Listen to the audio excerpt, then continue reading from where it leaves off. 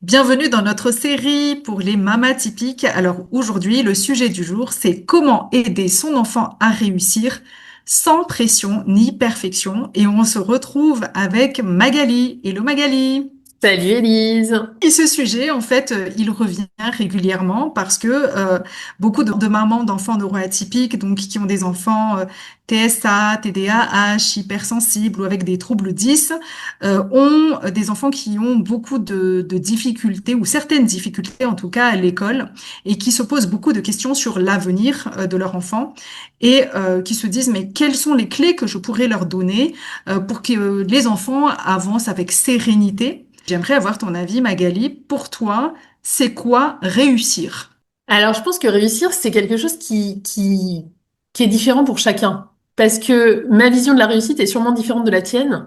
Et pour moi, réussir, c'est pas réussir ses études déjà. Euh, c'est plus un état d'être. Pour moi, mes enfants, je serais contente et je considérerais que j'ai réussi, moi, déjà mon travail de maman, tu vois. Si j'ai des enfants qui sont bien dans leur vie, quel que soit le métier qu'ils font, et qui ont surtout cette croyance qu'ils sont capables de tout faire, en fait. Et que ça dépend juste de leur volonté et de leur priorité, tu vois. Et qu'ils se disent pas que parce que ils sont justement atypiques, enfin neuroatypiques, ils ont des limitations, mais que finalement la seule limite c'est eux.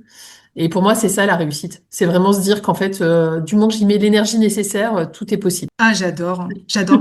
Et c'est vrai que, tu sais, quand on regarde un peu la littérature dessus, les débats dessus, il y a réussir et réussir sa vie. Oui, Ça rejoint ce que tu dis et en fait, les critères sont complètement différents. C'est-à-dire que complètement. pour la société, pour les injonctions, réussir, c'est comme tu dis, réussir l'école, avoir les bons diplômes, avoir coché les bonnes cases dans la bonne boîte. Alors que réussir sa vie, c'est finalement, je rejoins complètement ce que tu dis, c'est se connaître, Oui. avoir un impact positif autour de soi. Si tu as trois clés, on va dire que tu pourrais partager en fait aux mamans. Ça serait quoi pour justement avancer avec confiance dans l'avenir? Alors la première chose pour moi, c'est que avant l'école et toutes ces choses-là, le plus important, c'est le bien-être de mon enfant. Et donc Mhm. parfois ça veut dire que on est à la bourre à l'école, parfois ça veut dire qu'on rate une journée d'école parce que ce jour-là, je vois bien que mon enfant il est pas en état, alors il va me dire que peut-être il a mal au ventre ou quelque chose comme ça, puis dès qu'on va avoir passé l'heure de l'école, il va se sentir très bien. Et c'est vraiment relativiser en me disant que c'est pas une journée d'école manquée qui fait la différence, parce que par contre c'est plus important ce que moi je lui transmets en étant attentif à son besoin et à ce qu'il me demande à ce moment-là que de le forcer à tout prix à aller à l'école. Alors, ça veut pas dire que mes enfants sont très peu absents en vrai, hein, mais ça arrive quand même de temps en temps. Ça, c'est vraiment quelque chose d'important. C'est vraiment de remettre l'école à sa juste place. Et pour moi, sa juste place, c'est qu'elle est là pour accompagner mes enfants, mais elle est pas si importante que ça. Moi, j'ai lu beaucoup de livres sur le sujet et c'est vraiment quelque chose. En vrai, on peut très bien n'avoir fait aucune étude et parfaitement réussir dans la vie, voire même avoir plus de chances de réussir qu'en ayant fait des études. Et l'autre chose, c'est la culture de l'échec. Ça, c'est quelque chose. C'est marrant, j'en discutais avec une maman ce matin de l'importance de la culture de l'échec. Et ça, c'est quelque chose où moi, j'ai été confrontée avec mon fils. Il s'est retrouvé l'année dernière en difficulté pour apprendre les multiplications. Et donc, nous, on est dans une école Steiner, donc c'est pas le même principe d'apprentissage que dans les écoles classiques.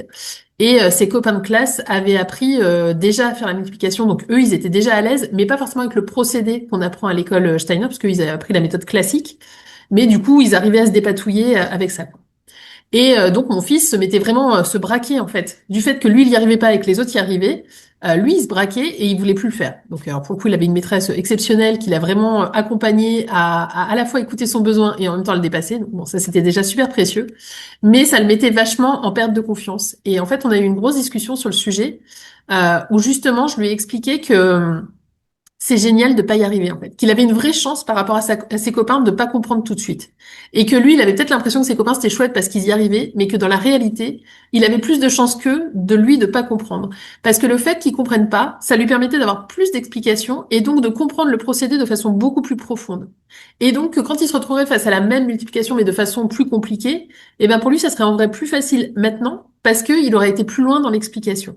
Alors que ses copains pourraient peut-être juste effleurer la surface parce qu'en fait ils ont compris la base, peut-être qu'après ils se retrouveraient perdus parce que eux ils n'auront pas les racines de la compréhension. Et ça, c'est vraiment quelque chose que moi, j'ai beaucoup travaillé, alors notamment avec mon fils. Ma fille, elle est encore un peu petite, donc on a moins travaillé. Mais mon fils, il a 9 ans. Et suite à ça, tu vois, pour venir ancrer ça, je lui ai enregistré des histoires. Alors nous, on a une petite Luni, vous savez, où on peut s'enregistrer, nous, parents, on peut enregistrer des histoires. Et du coup, je lui ai enregistré l'histoire de Michael Jordan, qui est le joueur de basket qui a raté le plus de paniers et qui est pourtant devenu le plus grand joueur de basket au monde. Et lui, il adore le basket, donc ça lui parlait bien. Et je trouvais ça hyper intéressant de venir lui transmettre justement le fait que c'est pas parce qu'il a échoué autant de fois qu'en fait, ça n'empêche pas de devenir quelqu'un d'incroyable après. Ouais, on a fait plusieurs histoires. Après, je lui ai fait plein de biographies de sportifs parce que le sport lui parle bien, pour justement venir ancrer à l'intérieur de lui que échouer, c'est juste un pas de plus pour réussir et qu'en fait, ça permet d'avoir une réussite plus ancrée que bah voilà quand on comprend tout de suite. Donc voilà, moi un des points les plus importants, je trouve que c'est ça et qui a vraiment besoin aujourd'hui de cultiver pour le coup. Cette culture de l'échec, je trouve que c'est un truc hyper important en France.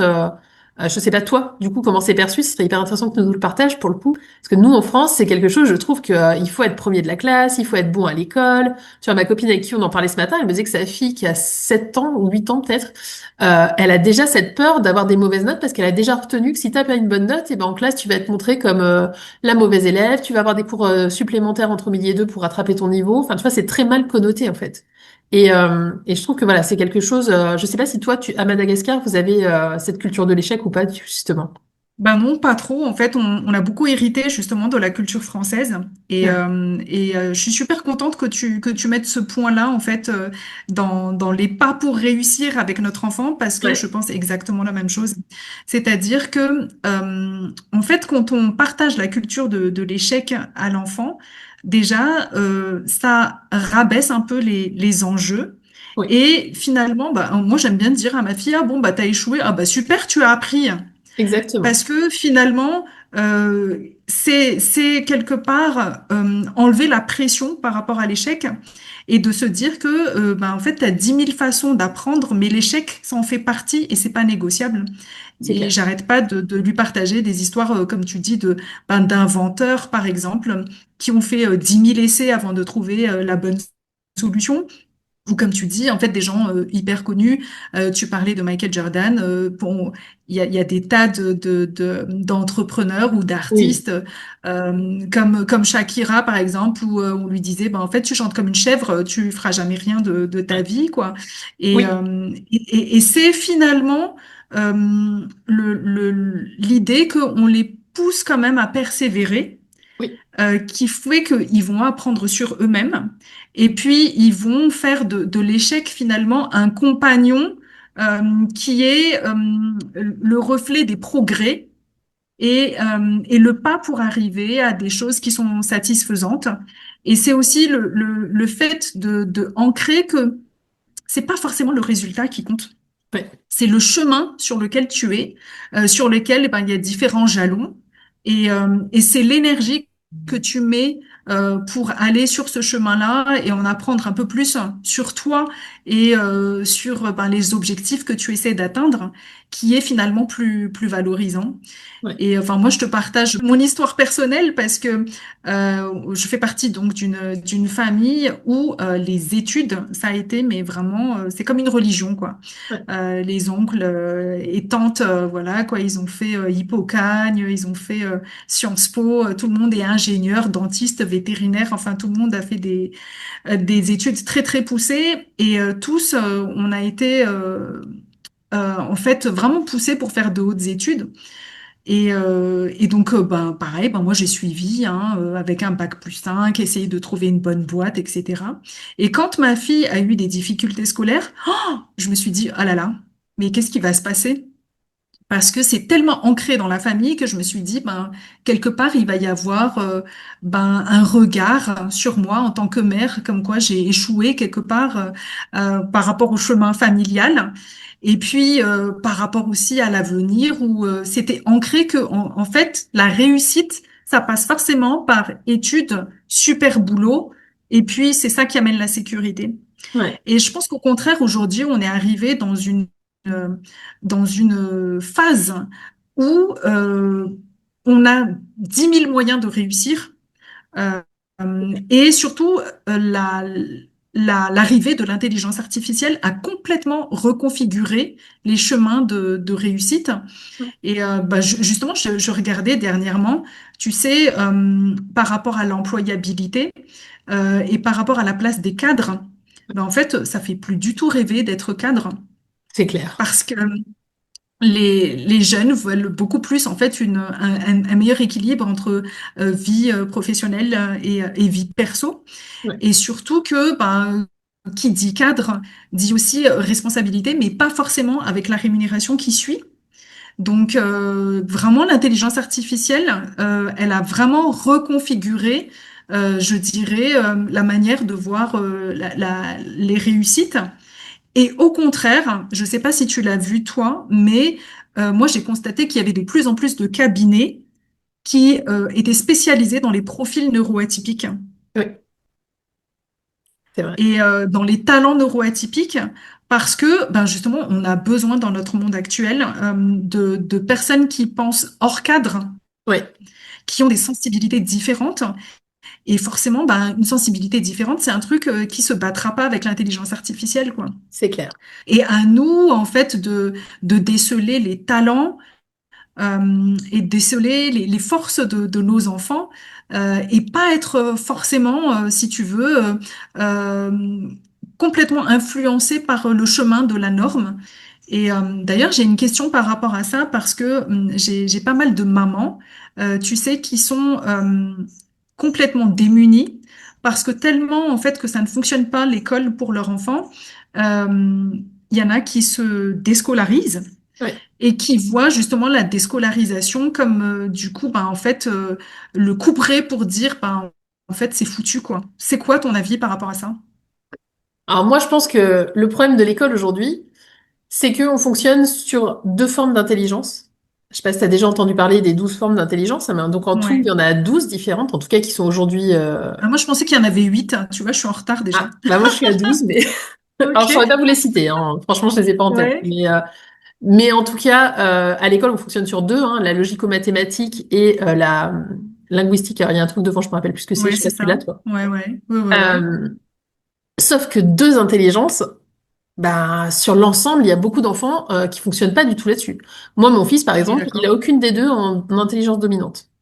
Mhm. Et en fait, l'école classique, elle te pousse à devoir rentrer dans ce moule-là. Et pas que l'école classique, hein, il y a beaucoup Mhm. d'activités, notamment la musique, hein, qui te fait rentrer dans ce moule. Et si tu corresponds pas à ce moule, bah forcément, t'es en échec scolaire. Mais t'es pas en Mhm. échec scolaire parce que t'es pas intelligent. T'es en échec scolaire parce que ton intelligence ou tes intelligences dominantes, elles sont pas dans ces deux-là. Donc forcément, le système Absolument. scolaire, il s'est pas adapté. Lui, il est quand Mhm. même, enfin moi personnellement, c'est mon avis, hein, après bon, mais moi je trouve qu'il est quand même très rigide dans cette façon-là de fonctionner. Alors bien sûr, il y a des professeurs extraordinaires dans tout ce lot, hein, mais forcément, quand tu es un enfant différent de ça, et c'est quand même aujourd'hui le cas de beaucoup d'enfants en vrai, hein, eh ben c'est pas évident parce que l'école te demande ça, de rentrer dans ce fonctionnement-là qui correspond pas à beaucoup de monde au final. Et il y a Mhm. aussi cette nécessité à l'école de rester assis longtemps. Et Ah là, il non, y a ça quand c'est même terrible. beaucoup d'études aujourd'hui qui montrent que d'une, c'est complètement contre-productif et que Mhm. deux, l'être humain est quand même fait pour bouger. Et que d'ailleurs, on reçoit, aujourd'hui, on entend beaucoup parler de la baisse d'intelligence des enfants, notamment dans les tests. Tu sais, on fait des tests avant, un enfant savait Oui, oui, résoudre au oui. même âge. La Ouais. réalité, c'est que avant les enfants, alors même avant notre génération à nous, ils marchaient beaucoup plus pour aller à l'école, ils bougeaient beaucoup plus. Il n'y avait pas Mhm. tous ces temps d'immobilisation parce qu'en plus il y a le temps de l'école et puis il y a certains Mhm. enfants quand ils rentrent à la maison, bah, ils vont aller se poser devant la télé, devant les jeux vidéo, voire devant leurs devoirs parce que Complètement. quand on voit la quantité de devoirs qu'il y a à faire en rentrant de l'école, je trouve ça juste délirant. C'est terrible. Mhm. Et en fait, je pense que c'est ça. Les enfants neuroatypiques, ils sont pas faits pour ce fonctionnement-là, en fait. Ils ont un cerveau qui a besoin de plus de liberté, en fait, qui ne fonctionne pas forcément sur ces deux intelligences-là, encore une fois, mais qui en plus a besoin de mouvement. Je pense notamment aux Mhm. enfants qui ont des troubles de l'attention. Bah, c'est des enfants qui ont besoin de bouger, en fait. Et ça, je trouve que c'est quand même Mhm. difficile de leur demander d'être assis. D'ailleurs, tu vois, au Japon, il y a une école, je sais pas, tu en as déjà entendu parler, qui est construite en cercle. Et donc, il y a un beau Ouais. milieu et les classes sont tout autour. Donc, c'est que des classes ouvertes. Et en fait, à tout Mhm. moment, les enfants ont le droit de se lever et de partir marcher ou courir et puis de revenir prendre leur place en classe. Et sans qu'il Mhm. y ait besoin de demander au professeur sans quoi que ce soit. Et c'est une des écoles qui a le taux de réussite le plus élevé. Non, mais complètement. Mais le Et mouvement, c'en est une. une autre. C'est clair que c'est un Oui, pilier pour les enfants neurotypiques. Moi, je dirais que le deuxième pilier, en tout cas, je l'ai constaté sur ma fille et j'ai vu aussi pas mal d'études sur ça, c'est l'expérimentation. oui, Et c'est-à-dire que tu comprends et tu mémorises tellement mieux euh, quand tu es acteur finalement des bien sûr. choses et que tu vis et que tu as tous tes sens qui sont en éveil au lieu de juste regarder et puis écrire, surtout quand l'écriture, c'est déjà une souffrance en C'est soi ça. tous les jours. Donc, c'est vrai que je rejoins complètement, hein, c'est euh, essayer de comprendre les intelligences dominantes de nos enfants et Ouais, puis voir aussi de quelle manière ils peuvent apprendre avec plaisir. Parce que, en fait, si on est sous la peur, sous la pression, ben, il n'y a pas grand-chose qui s'ancre en fait durablement dans notre cerveau. Là encore, les dernières études en neurosciences l'ont prouvé. ouais, Donc, je pense qu'il y a quand même les dernières études et puis ce qu'on voit autour de nous nous aident aussi un peu plus maintenant qu'il y a 5 ans ou 10 oui, ans hein, à mieux accompagner nos enfants. Et ouais, sur le sujet de la déscolarisation, je pense que ben, je partage un peu les choses que je vois avec les mamans que j'accompagne. Il y en a beaucoup. Bon, il y en a certaines qui ont fait l'instruction en famille. oui, Il y en a d'autres qui ont opté finalement, tu sais, pour des apprentissages courts en observation ou déjà essayer de trouver finalement le métier ou l'activité où l'enfant se sent à l'aise. ouais, Parce qu'au final, c'est ça en fait, hein. oui, C'est bon, savoir la date de mort de Louis XIV, ça va pas t'aider à réussir c'est ta clair. vie, mais par contre, voilà, expérimenter et puis voir différents métiers pour voir finalement où tu es à l'aise, c'est une option. Et puis, je savais pas non plus, mais euh, il y a des écoles qui se font en ligne, notamment aux États-Unis, en Belgique et au Canada, où les frais de scolarité ne sont pas très élevés. Notamment une école, je mettrai le lien aux États-Unis, où c'est au moins de 400 $ l'année. Wow. Donc la possibilité aussi, tu vois, de suivre des cours chez soi, pas forcément, tu vois, avec le CNED qui est quand Ouais, même assez contraignant, assez rigide là encore. Mais voilà, on est dans une ère où ben, je pense que quand tu as une connexion Internet, quand tu es sensibilisé un peu sur les différentes formes d'apprentissage et surtout que tu connais ton enfant et que tu vas dans le sens de l'écouter, d'aller dans le sens de son profil d'apprentissage, il y a toujours une porte qui s'ouvre d'une manière ou d'une autre. ouais, Et tu parlais en fait des gens qui sont inspirants, mais il y a des parcours mais qui sont incroyables et qui sont pas passés par l'école. Je pense à Franck Gastambide par exemple. Je sais pas si tu connais. C'est un non, réalisateur. ok, Euh, le réalisateur de Taxi 3, si je me semble. En fait, lui, il était vraiment un cancre à l'école ok, et de très grosses difficultés. Et donc, bon, il a jamais accroché. Et sa passion, c'était les chiens. Et il voulait vraiment apprendre à dresser les chiens. Et il a trouvé un mentor. Et il était devenu tellement bon qu'il a été repéré. Et finalement, il a dressé les chiens dans plusieurs films, notamment les Rivières pourpres. Je ne sais ah pas ouais, si tu connais. ouais, Et là, ben, en fait, l'équipe de cinéma a dit, mais c'est génial. En fait, on manque de dresseurs de chiens pour les scènes qui sont un peu compliquées. Et il s'est spécialisé dans ça. Et puis après, il est devenu cadreur. Et puis petit à petit, il est devenu réalisateur. Donc, tout ça en quelques mots pour dire que, ben, au départ, c'est sa sensibilité aux chiens qui l'a amené, en fait, vers un univers différent. Et cette sensibilité-là, tu la retrouves aussi, tu vois, chez de grands cuisiniers, où oui, par exemple, les sens sont très importants, ou là où il y a besoin d'un sens artistique qui est très élevé. Donc, l'idée, à mon avis, c'est vraiment de s'ouvrir à d'autres parcours de réussite oui, et de voir, parce que souvent, ça inspire aussi nos enfants de savoir, ah bah tiens, machin a réussi alors qu'il c'est n'a pas clair. forcément fait tous les escaliers de l'école. Ça ne Oui, veut pas dire que on met l'école à la poubelle, hein, mais c'est aussi donner de l'espoir et de se dire que bon, ben, si un chemin ne fonctionne pas, et ben il faut en essayer un autre. Et surtout, il Super. faut s'entourer de mamans, en fait, de parents qui vivent la même chose et d'enseignants aussi qui comprennent, parce Oui, que seul, on n'y arrive pas forcément, hein. non. Si tu apprécies le contenu de cette chaîne, surtout abonne-toi ou laisse un commentaire. Ça permettra de donner plus de visibilité à cette chaîne et surtout d'aider plus de parents. Et puis ça m'aidera, ça m'encouragera aussi à te délivrer d'autres contenus encore de meilleure qualité. Merci. Mais je pense que c'est aussi important en tant que parent, de désacraliser l'école. Parce Mm. qu'il y a quand même beaucoup aussi cette croyance que si notre enfant ne réussit pas à l'école, il va avoir cet échec dans la vie, ce que tu dis là, hein. Mhm. En vrai, c'est aussi nous, quelle image et quel regard on porte sur notre enfant. Et je sais pas si Mhm. tu connais l'histoire de Thomas Edison, Oui, oui, oui, qui oui, est quand même oui. assez connue, hein, mais pour ceux qui connaissent Ouais. pas rapidement, c'est un enfant qui a été renvoyé de l'école parce qu'il était trop cancre, entre guillemets, hein. Et en fait, sa maman, quand elle a reçu la lettre, alors je sais pas si c'est maintenant peut-être que l'histoire a été un peu Romancé? romancée, voilà. Mais Ouais. en tout cas, bon, le principe c'est ça, hein. Et en fait, elle a décidé de dire à son fils qu'il était trop intelligent pour que l'école puisse lui apprendre ce qu'il avait besoin et donc qu'elle allait le faire elle-même. Bon, et après, on voit ce qui est devenu Thomas Edison. Ça l'a pas du tout empêché de devenir quelqu'un d'extrêmement brillant dans sa vie. Mais on voit bien que c'était un enfant qui avait un côté hyperactif, hein, pour le coup. C'est pour ça que ça a été difficile pour lui l'école classique. Et en fait, je pense qu'il y a aussi ça qui joue beaucoup. Quand nous, on pose sur nos enfants un regard confiant et avec vraiment cette certitude. Moi, je sais que c'est vraiment le regard que j'ai sur mes enfants, malgré les difficultés. Parce que tu vois, mon fils, alors aujourd'hui, ça va mieux, mais on a quand même traversé une période où c'était plutôt difficile pour lui.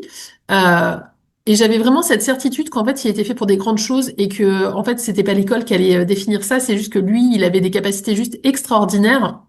Et en fait, cette confiance-là, c'est aussi, du coup, ils le sentent, en fait, les enfants. Ils ont vraiment cette Mhm. subtilité de sentir que nous, on a confiance en eux et que tout va bien se passer, en fait. Et je pense que ça, c'est important, Mhm. d'aller voir quelles sont nos croyances à nous derrière l'importance de l'école et de l'éducation. Je pense que ça résume un peu l'effet Pygmalion. Alors, en fait, si tu penses qu'une personne est capable, tu lui parles avec plus de patience, tu l'encourages davantage, tu lui fais plus confiance et elle progresse plus facilement. Ouais, Et donc, si tu penses qu'elle va échouer, à contrario, tu corriges plus, tu stresses plus et tu anticipes plus les problèmes. Et donc, dans le deuxième cas, la personne, elle doute, elle se bloque et elle échoue plus souvent. ouais, Alors que dans le premier cas, si tu lui montres ta confiance, et ben en fait, ça va nourrir sa confiance. Il va avoir plus d'énergie pour essayer. Et quand il va réussir, ça va faire en fait un cercle vertueux où il se dira, ouais, c'est super, j'ai réussi, donc je peux essayer plus grand et je peux ouais, avoir des objectifs encore plus grands. C'est ouais. un peu ça en fait l'effet Pygmalion, hein. Mais oui, il y a une étude, je sais pas si tu l'as lu, qui a été faite, qui a été menée en classe avec des professeurs. Et donc en début d'année, alors quelque part elle est un peu horrible, hein, cette étude, je trouve, mais bon. En tout cas, en début d'année, on a dit à deux professeurs, donc au premier que sa classe était une classe de mauvais élèves, et à l'autre que sa classe était une classe de bons élèves. Et donc l'année s'est passée, et donc ils ont fait les tests. Et donc bien sûr, la réalité c'est que c'était l'inverse, hein. Celui qui croyait avoir une classe de cancre avait une classe de bons élèves, Ouais, c'est ça. et inversement. Ouais, Et donc, ils avaient fait des tests en début d'année et ils ont refait des tests en fin d'année. Et la classe qui était à la base, la classe de cancre, a eu des meilleurs résultats à la fin de l'année. Parce que le professeur exactement. étant persuadé qu'il avait une super classe en face de lui avec des super élèves, s'est comporté comme s'il avait des génies en gros en face de lui. Et donc, il leur a apporté cette croyance-là. Et l'autre prof se disant, bon, de toute façon, ils sont nuls, c'est pas la peine, bah, c'est pas donné cette peine-là. Et du coup, a fait baisser le niveau d'une classe qui pourtant était composée de bons élèves. Alors bon, c'est horrible de te dire que tu joues avec la vie d'élèves quand même comme ça, hein, mais c'est hyper représentatif et révélateur du rôle qu'on a à jouer finalement. Figure-toi qu'il y a une étude qui est à peu près similaire aussi. Ça se passe dans deux classes, hein. Ouais. C'est à peu près la même chose. Et là, sauf que là, en fait, c'est aux enfants qu'on le dit, c'est pas aux profs, hein. Ah ouais, Et donc, aux enfants, à une première classe, on leur dit, vous, vous êtes vraiment super intelligents par rapport à la norme. Et à l'autre classe, on leur dit, ouais, ben vous, en fait, vous avez un niveau un peu moyen. Et en fait, on leur donne les mêmes exercices à faire. Mais en fait, ceux qui sont intelligents, ils vont naturellement se mettre sur des exercices faciles pour prouver en fait que effectivement ils sont intelligents. Et dès que c'est des exercices un peu moyens ou un peu plus difficiles, eh ben, ils vont buter et ils vont dire que ben, ouais, en fait, les exercices sont pas terribles ou c'est pas adapté ou ils vont trouver des excuses ou Ouais. ils vont pas le faire ou ils vont échouer, mais en gardant en tête en fait que c'est parce qu'ils sont intelligents. Et au contraire, les autres, à qui on a dit qu'ils avaient une intelligence moyenne, quand ils butent, eh ben, ils ont la force de se dire, waouh, super, bon, je vais faire des efforts parce que je veux prouver en fait que je peux y arriver. Et Ok. résultat des courses, c'est exactement ce que tu dis, c'est que dans le premier cas, ben, en fait, les gens à qui on a dit qu'ils étaient intelligents, ben, ils ont pas fait d'efforts et leur niveau a pas progressé. Alors que ceux à qui on a dit vous avez une intelligence moyenne, eh ben, ils ont fait des efforts et ils ont eu des résultats qui sont beaucoup plus intéressants. Donc, c'est vrai que la perception qu'on a par rapport aux enfants et ce qu'on dit aussi aux enfants, Ouais. ça compte énormément, quoi. Si tu dis à ton enfant systématiquement que ben il est super intelligent, qu'il est le meilleur, ça va pas forcément l'aider Mm. parce que quelque part tu lui remets une étiquette Oui. qui a du mal à être décollée.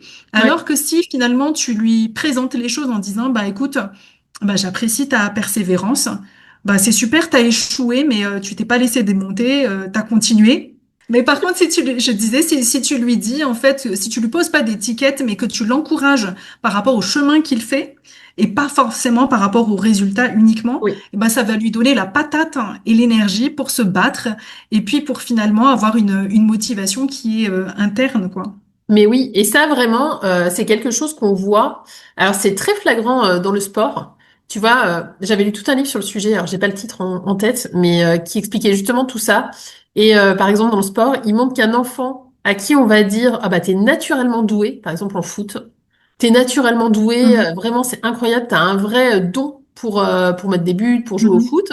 Eh bien, c'est souvent des enfants qui ont peu de chances de un jour devenir footballeur professionnel parce qu'en fait, ils ont enregistré que c'était naturel. Donc, si c'est pas naturel, bah, j'ai pas besoin de le Ah travailler. ouais, donc t'as pas d'effort à faire, Bah quoi. non, C'est si je fais ça, des efforts, c'est que finalement, je suis pas si douée que ça, tu vois. c'est Donc, clair. souvent, c'est des enfants qui vont moins se donner de mal, alors qu'un enfant qui, au départ, est moyen et du coup, bah, a du mal, et par contre a une vraie passion hein, derrière, il va faire plus d'efforts et il a plus de chances finalement de réussir. On en revient à l'histoire de Michael Jordan parce que finalement, c'est ça qu'il y a derrière, hein. C'est ça. Et tu vois, il donnait l'exemple dans le livre d'un tennisman célèbre. Alors, je me rappelais pas du nom. Je suis nulle pour retenir les noms, donc je ne me rappelle absolument pas du nom. Mhm, Mais en tout cas, il avait eu toute une série de réussites au début de sa carrière. Donc vraiment, il s'était venu nourrir ce truc qu'il était naturellement doué.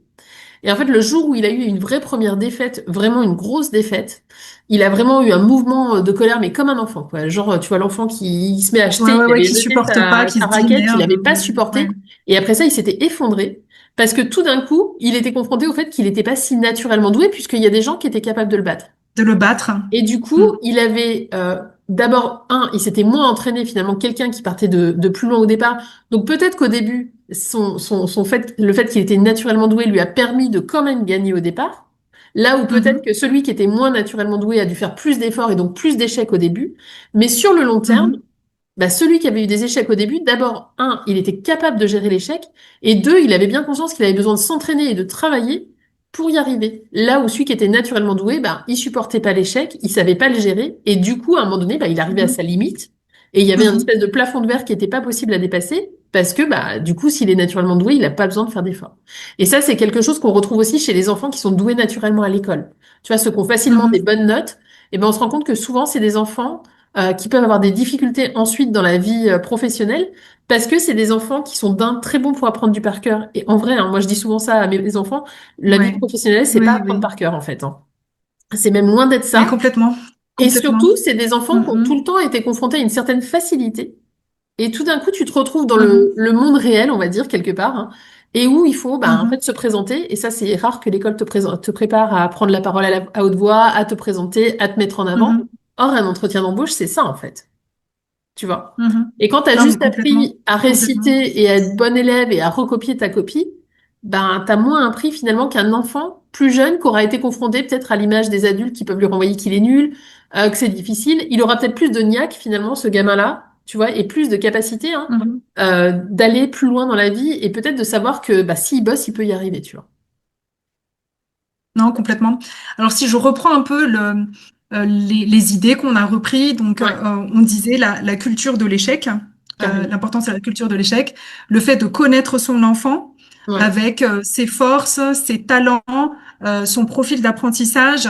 ouais, euh, Qu'est-ce qui est finalement sa zone de génie? Ça a l'air d'être un truc énorme, mais en fait, c'est juste de voir dans quel moment il se sent bien ouais, et il a l'impression en fait de contribuer à quelque chose. On a parlé des gens inspirants aussi. ouais, Essayer de prendre des personnes connues qui ont des troubles. Par exemple, l'acteur de Harry Potter, il est dyspraxique et c'était très compliqué pour lui. Tom Cruise, il est dyslexique et ça l'a pas empêché d'être l'un des acteurs les plus bankable. Donc, prendre aussi voilà des success stories qui ont eu des parcours pas forcément linéaires, mais qui ont réussi. carrément. On a parlé de l'effet Pygmalion, c'est-à-dire le regard qu'on porte sur notre enfant. Oui, Et ce que tu disais dernièrement, le fait d'avoir un état d'esprit de croissance et oui, pas fixe en fait, de se dire bon ok, exactement. il a une étiquette, il est intelligent, il n'est pas intelligent. Donc je pense que ça donne quand même quelques pistes aux mamas typiques qui nous suivent. Ouais. Et selon toi maintenant, quelles sont les erreurs si on doit répondre à la question comment aider nos enfants à réussir, quelles sont les erreurs qu'il faudrait éviter? Bah, déjà, et ça revient à ce qu'on a dit jusque-là, hein, mais pour moi, c'est déjà d'éviter de croire que l'école, c'est une puissance supérieure, quoi, tu vois. Il y a quand même beaucoup, encore une fois, hein, ce côté très vertical, c'est-à-dire qu'il y a le maître et puis en dessous le professeur et en dessous l'élève, hein, et on le voit malheureusement encore beaucoup de fois, hein. Ça, c'est quand même une erreur, hein. Pour moi, c'est l'apprentissage, il est plutôt horizontal, hein.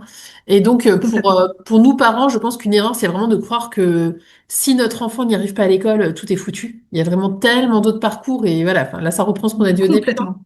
Donc, j'étends pas Complètement. trop là-dessus, mais je pense que ça, c'est quand même quelque chose d'important. Vraiment, désacralisons l'école. Il y en a besoin, je pense. Vraiment. Complètement, et surtout, c'est qu'il y a beaucoup de mamans qui sont enfermées dans l'idée de punaise, les devoirs, j'arrive pas, les Oui, devoirs, ça crée des crises, etc. Et elles ont du mal à sortir de cette spirale.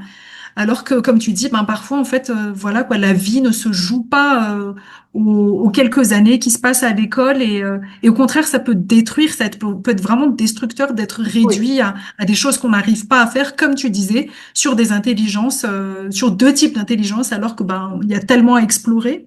c'est Donc, ça. je te rejoins.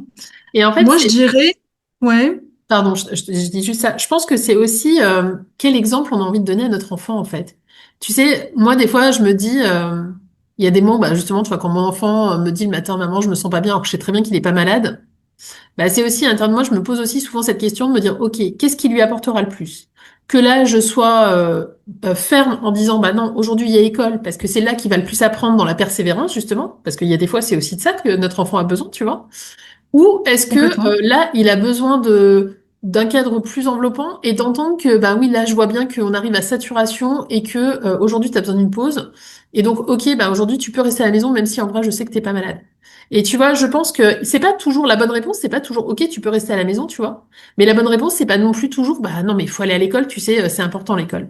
Et je trouve que vraiment, moi, c'est quelque chose qui me guide beaucoup, c'est toujours de me demander, OK, à long terme, dans la relation que moi j'ai avec mon enfant et dans la relation de mon enfant à lui-même, qu'est-ce qui va être le plus constructif pour lui?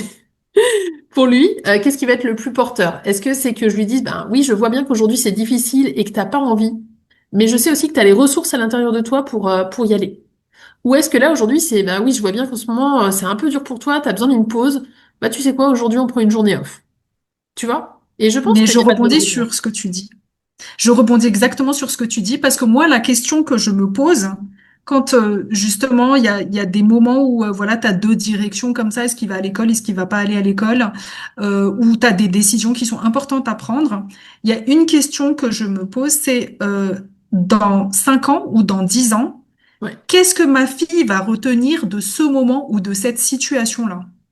Si exactement. finalement, en fait, c'est un non-événement, bon, voilà, on n'y met pas l'enjeu, on n'y met pas les émotions, on n'y met pas, enfin, voilà, toute l'énergie parce que c'est un non-événement, même si, au quotidien, ça handicape un peu, Oui, mais c'est un non-événement. Mais par contre, peut-être, je reprends ton exemple, l'enfant, dans 5 ans, dans 10 ans, il va retenir, en fait, ma mère, elle me comprend. ouais, ma mère, la relation avec ma mère, ben, c'était quelque chose de sain et de solide parce que je pouvais avoir confiance en elle et lui dire exactement ben, comment était mon corps, qu'est-ce que j'avais dans la tête. Et je me suis sentie soutenue. C'est ça. Et je trouve que de se projeter, en fait, 5, 10 ans après, et de se dire, OK, qu'est-ce que mon enfant pourra dire de cet instant? Est-ce que l'enfant, dans 5 ans, dans 10 ans, il va se souvenir que, en fait, tu avais une maison qui était tout le temps hyper bien rangée, que tu faisais C'est la clair. vaisselle tous les jours et que, voilà, il était à l'heure à l'école. Enfin, non. Ce qui va compter pour lui, c'est justement, c'est l'accompagnement que tu lui as C'est ça. donné et les clés justement pour avancer avec confiance en tant qu'adulte, quoi. Donc, Ouais. enfin, je te rejoins complètement sur ça. Moi, ma Je grande phrase, c'est rajouterais est-ce quand que même, sur mon lit de mort, je me souviendrai de ça, tu vois. Et souvent, moi, ça je me... rajouterais quand même deux choses Vas-y. au niveau des erreurs. Ouais. Et c'est une erreur que j'ai faite et qui est, je dirais, assez vraiment nocive pour nos enfants neuroatypiques, c'est la comparaison.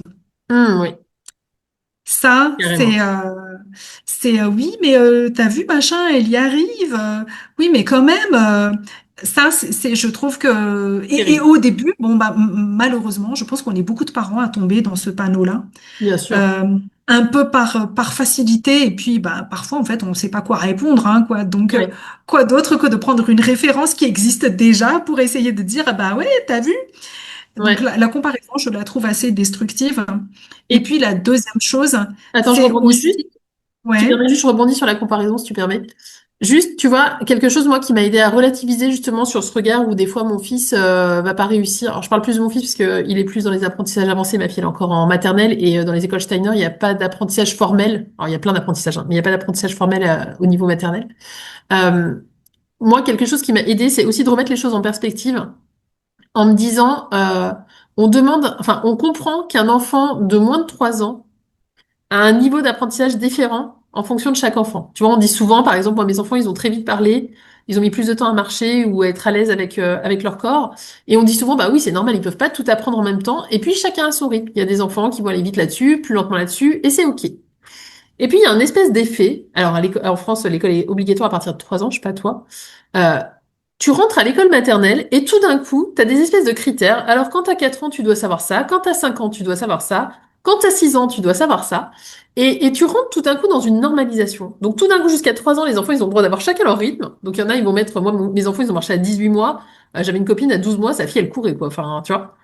Et en fait, je trouve que c'est aussi important de se rappeler ça. C'est qu'en vrai, c'est pas parce qu'ils ont dépassé l'âge et qu'ils sont à l'école qu'ils doivent être tous lissés sur le même niveau d'apprentissage. Et et tu vois, je m'en complètement. souviens d'une ancienne jardinière donc on appelle ça des jardinières dans le milieu Steiner, les professeurs qui s'occupent des tout petits. Et elle m'avait dit, moi quand j'étais à l'école, donc elle avait également fait une école Steiner, et elle disait, moi je me rappelle, j'ai eu beaucoup de difficultés à apprendre à lire. Ça m'a pris très longtemps, mais à l'époque j'en ai pas eu conscience parce que comme les années, c'est un cycle, c'est-à-dire que dans les écoles Steiner, tu as le cycle de 6 à peu près 10 ans, donc ce qu'on appelle première à cinquième classe, donc CP à CM2, c'est un cycle entier. C'est pas chaque année est séparée, c'est un cycle d'apprentissage. Donc on a des objectifs pour la fin du Ouais, cycle. je vois, Et donc, je elle vois. avait, par rapport aux autres, en fait, elle a appris à lire, elle avait 9 ans. Donc, tu vois, c'est très en retard sur le système classique, en fait, hein. Et elle disait, mais moi, je me suis jamais rendu compte parce que personne m'a jamais dit que c'était pas normal que je sache lire, je sache pas lire. En fait, on m'a juste accompagnée À lire. là où j'en étais. Et elle dit, en fait, le fait qu'on m'ait jamais collé d'étiquette, ça fait que, mais aujourd'hui, je dévore des livres, j'adore ça, en fait, de lire. Elle me dit, mais je pense que si à Ah, l'époque, on c'est m'avait fait génial. remarquer que j'étais nulle en lecture et que j'avais du mal, bah, Eh sûrement ben, que je ça serais l'aurait craqué, bloqué. tu vois. Et je trouve que c'est important de Mais se le rappeler. chacun. Tu vois, que chacun a un rythme et qu'en fait, c'est terrible ce système scolaire qui demande que pour passer au niveau suivant, tu dois avoir un certain nombre d'apprentissages validés. Sinon, bah, en gros, t'as pas de niveau, t'es un cancre et il faut y retourner une deuxième fois. Et je trouve ça triste parce que nous, du coup, on voit ce que donne ce cycle. Alors, même si on a une obligation hein, de répondre malheureusement à ce que demande l'éducation nationale, hein, mais quand même, moi, je vois bien, mon fils, il y a des choses, il a mis plus de temps que d'autres. Il y a des choses où il était très en avance parce que c'était facile. Tu vois, les maths, pour lui, c'est un truc assez simple. Côté français, tout ça, ça lui prend plus de temps, tu vois. Et en fait, ça lui a permis de le faire à son rythme, en fait, et de continuer d'apprendre et de développer comme il avait besoin, tu vois. Non, mais et effectivement, l'une des erreurs, c'est de ne pas respecter ce rythme Ben oui, et d'essayer de forcer en fait et de pousser c'est parce ça, que c'est là où ben en fait l'enfant se sent bridé et ne se sent pas à sa place. c'est ça. Donc on a parlé donc les erreurs. Donc si je résume, on a parlé comparaison, Oui, on a parlé bah, l'école ne fait pas tout, hein, ben oui. on a notre part et il faut pas être obsédé par cette réussite scolaire. Le respect du rythme. Je pense qu'effectivement ces trois points-là Ben moi, c'est hyper important. j'en rajouterais bien un quatrième que je trouve Ouais, très nocif aussi, c'est les étiquettes. C'est oui, oui, de oui. mettre des Oui. étiquettes sur ses enfants. Alors, on a beaucoup l'étiquette de la timide, du premier de la Mhm, classe, du cancre. Il y mhm, en a plein d'autres, hein, de l'hyperactif, mhm. toutes ces étiquettes-là. Et ça aussi, c'est hyper nocif parce que ça enferme l'enfant dans un rôle. Et ça, on s'en rend pas toujours compte. Mais moi, pour le coup, alors je peux témoigner de ma propre expérience, hein. Moi, très vite, j'ai été étiquetée timide parce qu'effectivement, j'étais pas hyper à l'aise avec la sociabilisation. Donc, j'avais tendance à rester un peu dans mon coin. Et pourtant, j'ai toujours eu plein de copines, hein. Mais pour le coup, j'ai toujours entendu dire de moi que j'étais timide. Donc, bah, j'ai fini par intégrer que j'étais timide et à me comporter comme quelqu'un de timide. Et quand j'ai eu 35, 36 ans, donc il n'y a pas très longtemps en vrai, hein, et que j'avais toujours cette étiquette, donc je disais toujours de moi que j'étais timide, hein, à un moment donné, c'est quand j'ai commencé à monter mon entreprise, tu vois, je me suis rendu compte qu'en fait, j'étais pas timide. Qu'en fait, j'avais une vraie facilité en vrai à aller vers les autres et à créer du lien avec les autres.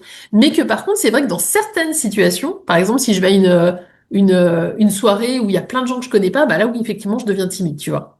Mais dans la réalité des Mhm. faits, je suis pas si timide que ça. Et les gens aujourd'hui qui me rencontrent maintenant, ils ont du mal à croire que je suis quelqu'un de timide, en fait. Tu vois?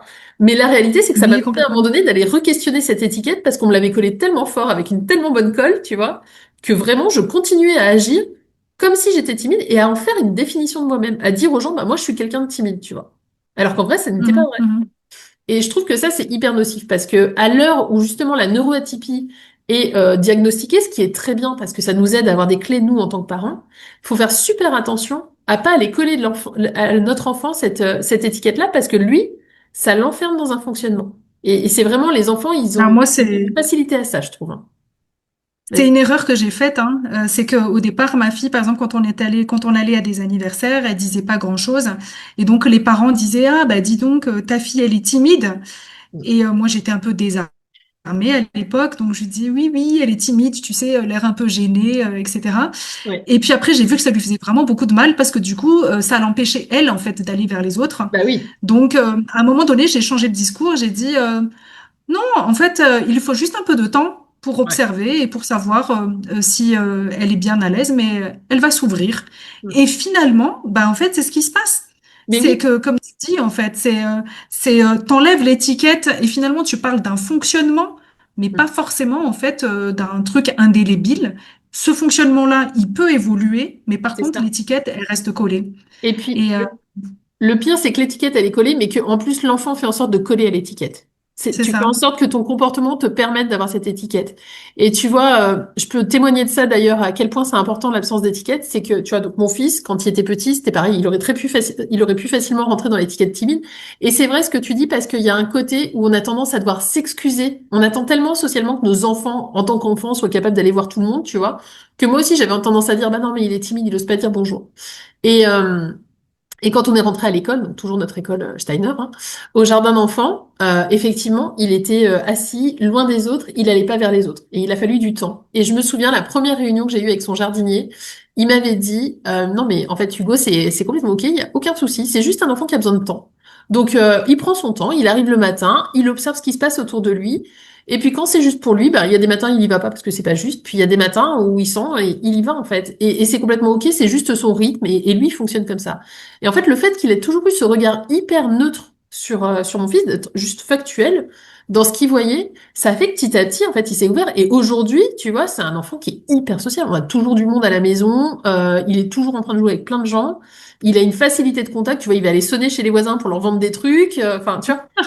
Mais Ah, c'est si on en super était chouette, hein. resté à ce qu'il était tout petit, bah, c'est sûr qu'il aurait eu Ouais. l'étiquette de timide parce que pour le coup, c'était vraiment l'image qu'il renvoyait.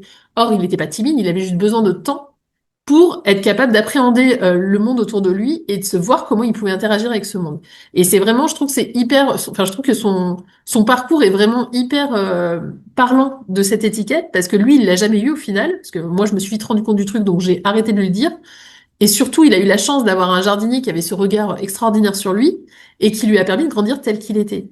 Et moi, ça, je trouve ça Mais juste ça, c'est génial. Mais extraordinaire. c'est vrai que c'est quand même la magie des écoles et des systèmes alternatifs, hein. Ouais, Donc, c'est clair. c'est vrai que bon, malheureusement, tout le monde ne peut pas y avoir accès. Moi, enfin, on a eu la chance d'avoir 3 ans dans une école Montessori avec ma fille. Ouais. Et c'est comme tu dis, voilà, quoi, c'est respecter le rythme, respecter les émotions. Moi, j'aimerais finir avec ce que tu as dit. Ça m'a interpellée, ça me faisait rire à chaque fois quand tu disais oui, alors le jardinier venait chercher mon fils. Et en fait, j'ai envie de terminer sur ça, c'est de se dire que oui, ben, nos enfants, fait, ben, en fait, tu ne fais pas pousser une fleur en tirant dessus, en fait. Oui, carrément. Tu, tu l'arroses, tu lui mets la lumière qu'il faut et elle prend le temps qu'il faut pour pousser. À partir du moment où elle a les bons nutriments, à partir du moment où ben, elle a la bienveillance autour d'elle, et ben, elle finit par fleurir comme il faut. J'ai envie Exactement. de rester sur cette image parce que ton histoire de jardinier, ça m'a fait trop rire. Mais oui, mais en plus, c'est une très Parce belle qu'on n'a image de pas ce fond. langage-là, nous, à l'école. Et oui. Et pourtant, ouais. Nous, on va dans des jardins d'enfants, ouais. C'est clair. Ben écoute, je trouve que, ben j'espère en tout cas que les mamans qui nous suivent ont quand même reçu quelques clés par rapport à ben, répondre à la question, en tout cas, comment aider son enfant Ouais, neuroatypique à réussir. Je crois que ce qui nous caractérise, c'est qu'on n'est pas non plus dans... Il y a une recette magique, en fait. c'est clair. Voilà. C'est clair. C'est ça aussi le chemin, c'est à force de tâtonnement, d'observation, d'écoute, Ouais. beaucoup d'empathie, de bienveillance. Et encore une fois, moi j'ai envie de dire, ne restez pas seul. Oui, Voilà, entourez-vous en fait de mamans qui sont comme vous. Faites confiance aux enseignants qui comprennent votre enfant. Et puis ben, aussi de se renseigner dans les livres, revoir les parcours en fait de personnes atypiques. Euh, et euh, et j'ai envie de dire, de toute façon, le chemin de la réussite, c'est pas quelque chose qui s'éclaire en une fois. C'est non. en agissant petit pas par petit pas, en observant de manière progressive que ça finit par s'éclairer. Ouais, et faites-vous confiance aussi. Parce que souvent, Ouais, on s'écoute pas quand on sent qu'il y a quelque chose, hein. c'est clair. Bah, merci en tout cas de nous avoir suivis. Bah, à très Ouais. bientôt alors pour le prochain épisode. Et n'hésitez pas à nous dire si vous avez des questions ou ce qui vous a Exactement, interpellé en aussi. Faites-nous, commentaire, ouais, n'hésitez carrément. pas. Et Non, si vous mais connaissez une dites-nous maman aussi. si ça vous plaît ou pas aussi, hein, ce format, parce qu'on démarre et, Ouais. euh, et Et on a besoin de partagez. votre retour. Partagez Yes, si vous connaissez des mamans à qui ça pourrait faire du bien aussi. exact. Merci beaucoup Magali. Merci à Allez, à la toi. prochaine. À Ciao, ciao. bientôt. Ciao.